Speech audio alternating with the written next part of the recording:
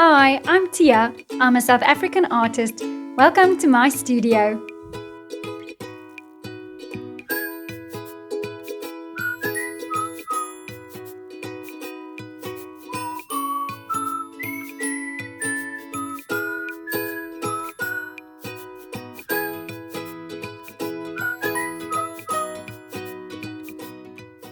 If you're anything like me, you would probably just want to pick up your brush and start painting, but I would like to share some of my tips and experience with you, and I hope that it will help you off to a great start, save you some money and some frustration.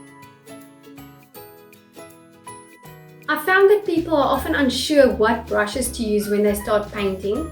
And even though there's no right or wrong answer when it comes to painting and you kind of have to figure out what works for you, there's definitely some brushes that will give you better results than others. So the most important thing to look at when you're buying brushes is the brush's hair. If we look at this one, it's got hard hairs, it's not very fine, and it's pointing in all directions. So this is not a very good quality brush, and it will actually scrape the paint when you're painting. Rather look for a brush that's got fine, thin and soft hair. You will just feel it's a much better quality brush, and then obviously the price will also indicate to you which ones are the better quality brushes.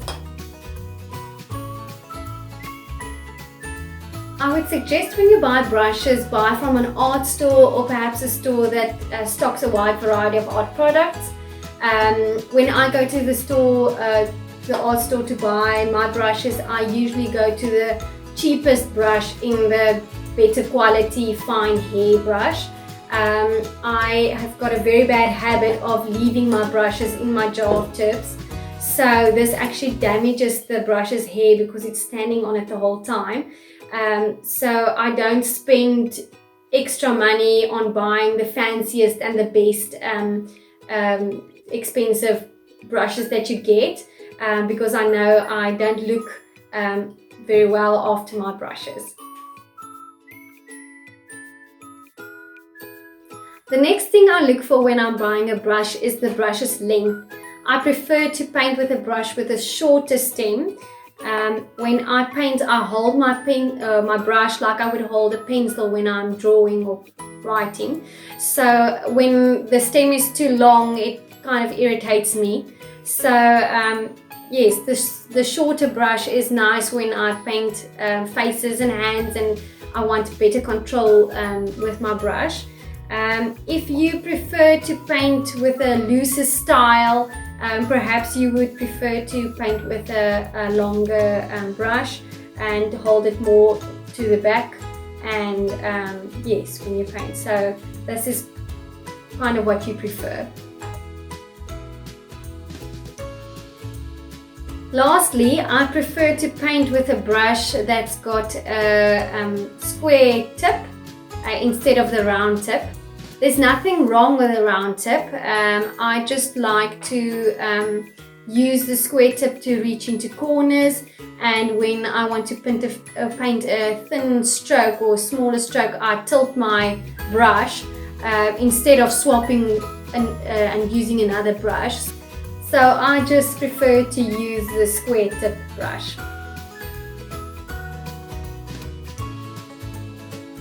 So the next question would probably be, how many brushes do you really need to buy? If I take out my brushes, you will see I really don't use such a big variety of brushes. This one I will also use. So let's start this side. This is a number 20 and I use it when I paint bigger surfaces like the sky. Then I also like to use a number 8. This is it's nicer when you paint clothes or grass, so you still have the bigger brush to go a bit faster, but this one would be too big. And then I use a number 4 as well, and I also have a number 2. This is a round brush. Because it's so small, it doesn't really bother me that's not a square tip, because it's just to paint very fine line. And then I've got the very, very small brush that I usually use to paint my name with. So this is basically what you need, and you will be able to paint almost any painting with these ones. I don't throw away my brushes very easily. In fact, sometimes it's nicer to work with a brush that's worn out a bit, but I've got the bad habit of putting my brush and leaving it standing upright, so sometimes the ends will split, and then all that I will do is I'll take a scissor and I'll just cut off the little pieces on the side that's splitting, so that I can use the brush yes, even further.